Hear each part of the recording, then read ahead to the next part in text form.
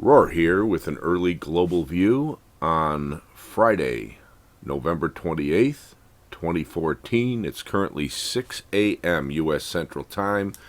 We're coming to you a bit early today because there is much to discuss in terms of the interesting influences and market reactions around all of the asset classes, and most especially the extensive drop in oil prices after Thursday's OPEC meeting failed to produce any compromise on cutting production.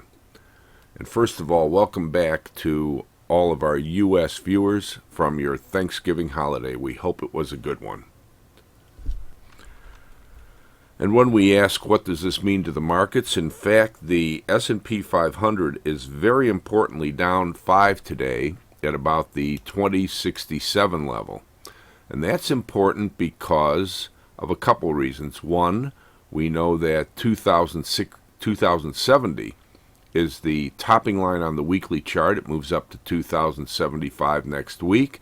Looks like the market might be trying to escape by closing right up around the previous high from the gap higher a week ago Friday that occurred on the back of the People's Bank of China rate cut and aggressive QE talk from Mr. Draghi at the ECB.